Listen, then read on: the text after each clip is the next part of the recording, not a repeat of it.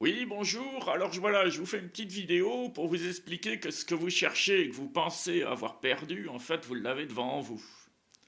Non, c'est pas moi. Non, c'est pas ça. Non, c'est pas un barbu que vous avez perdu, c'est avec des lunettes. Non, non, non. Avec des clous, là. Non, non, non, non. Ce que vous avez perdu, c'est le jardin d'Éden. Alors, vous pensez l'avoir perdu. Et en fait, mystérieusement, il est là. Il est là quelque part. Je vais vous révéler où il est, moi. Ouais, peut-être qu'on trouvait, hein, à force. À force de cueillir ces fruits, ces bons fruits, bien nourrissants, il y en a peut-être qui se disent, mais c'est quoi cette Bible-là, qu'on a tous là à portée de main, puis qu'on n'ouvre pas forcément, hein, c'est vrai, hein. C'est vrai, on l'ouvre pas toujours, hein. Parfois, on lui tourne le dos, on se dit, mais... Et pourtant, on a quand même une sensation, vous savez, moi je l'ai eu aussi, parce que malheureusement, j'ai été catholique. Or, nous, en l'Église catholique, on ne nous fait pas lire la Bible, hein, non, non. Nous, on est obligé d'avoir un décodeur. Le décodeur, c'est le prêtre. C'est l'Église, tout ça. Et puis, malheureusement, le décodeur, ben, il décode un peu, quoi. Il décode oui, selon une doctrine bizarre, une doctrine humaine. Vous voyez, il y a un mauvais filtre. Moi, j'ai eu la chance, voilà, qu'une cousine d'abord m'ait emmené au temple de Bordeaux. Ça a été mon toute première expérience avec le protestantisme. J'ai ressenti de l'amour, tout ça, que je ressentais pas à l'église. Et puis après, bon, ben, j'ai eu la fameuse rencontre avec Vie et Lumière, là, qui est venue me trouver là, sur le terrain de planeur.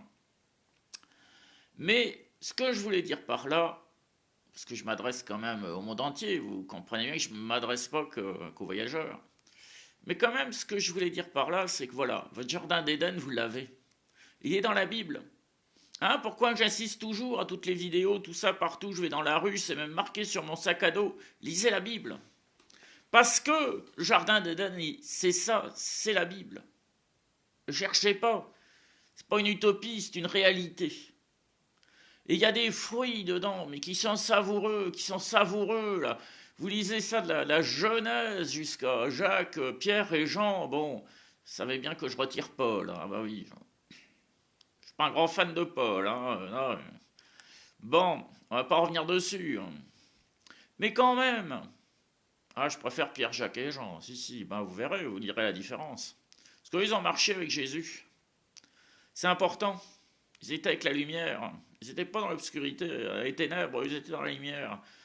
Ça fait une énorme différence pour Dieu, hein, croyez-moi. Et puis, ben, moi, je vous fais connaître des tonnes de choses qu'il y a plein de gens qui vous font pas connaître, comme les proverbes de Salomon. Hein. L'ignorance nuit à tous les hommes.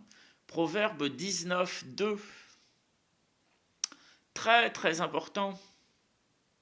Celui qui déteste le reproche est un sot ou un idiot. C'est même marqué idiot, moi, sur Louis II.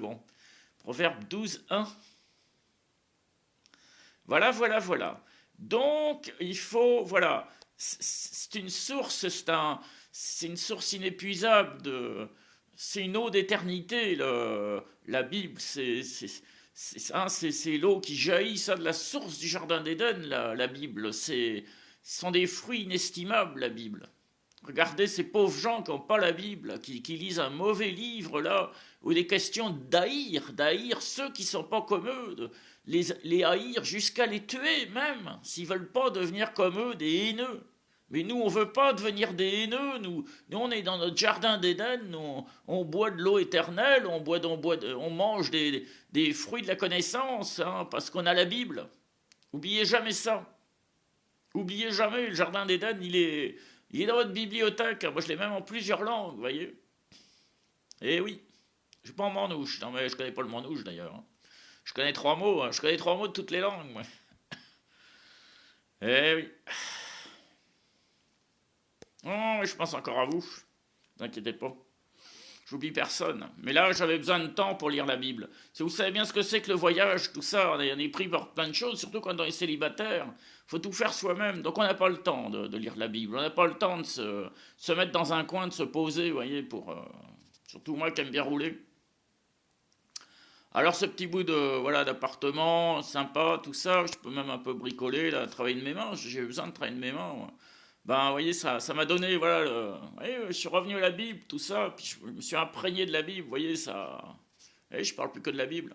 Avant, je parlais de planeur, là, quand j'ai rencontré le pasteur, non, je parle plus que de la Bible. Hein, hier, je crois que j'ai cité, là, le fameux passage, hein, pourquoi dépensez-vous de l'argent pour ce qui ne nourrit pas? Ah, vous pouvez dépenser tant d'argent que vous voulez pour la Bible, parce que la Bible, ça vous nourrit l'âme, ça vous nourrit le cœur. Et devenez pas comme les mauvais bergers, là, l'Église catholique, là, qui... Voilà, mais ils se nourrissent pas le cœur, ils ont plein de haine, ils ont plein de reproches, ils ont plein de jugements dans le cœur, c'est pas bon ça. C'est pas bon du tout ça, devenez pas comme eux, surtout devenez pas comme eux, fuyez-les. Alors c'est vous, hein, quand j'allais vous voir, là j'ai été voir un couple un jour à Villeneuve-Loubet, il m'a dit non, non, fréquente pas ces gens-là, fréquente pas. Mais vous voyez, c'est peut-être bien, ils ont peut-être bien été inspirés même jusqu'à par l'Esprit Saint qui me disait non François, quitte-les, quitte-les, ils vont te faire du mal, ils m'ont fait beaucoup de mal en effet, ils m'ont fait énormément de mal, vous imaginez pas. Ils connaissent pas la Bible, moi ils me faisaient le reproche que je la connaissais mieux qu'eux, vous voyez. Ils me disaient que c'est moi qui avais tort, donc la Bible avait tort, vous vous rendez compte. Ben, vous voyez, ce couple, il a été inspiré par l'Esprit Saint, là, ce couple de Villeneuve-Loubet, là, il travaille dans les voitures.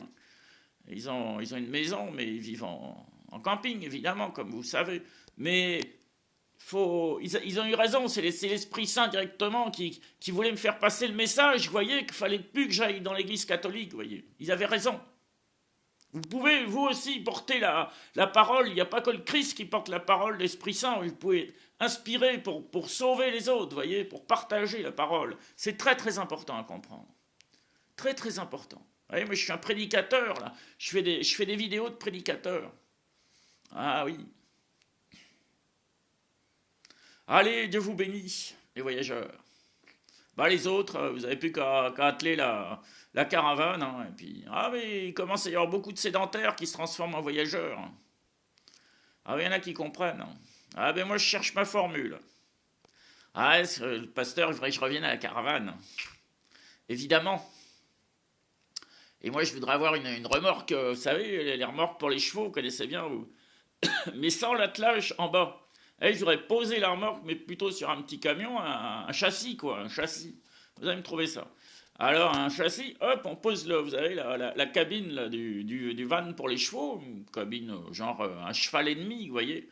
Et puis voilà, et puis on boulonne ça bien, parce qu'une cabine de chevaux, bah, ça monte à 2,25 m. Donc on peut se prendre la douche à l'intérieur, on n'est pas obligé, vous voyez, on a quand même besoin d'hygiène, quand même, c'est important. Ah, mais il y en a là-dedans. Il y en a trop, mais... Dieu vous bénisse, François.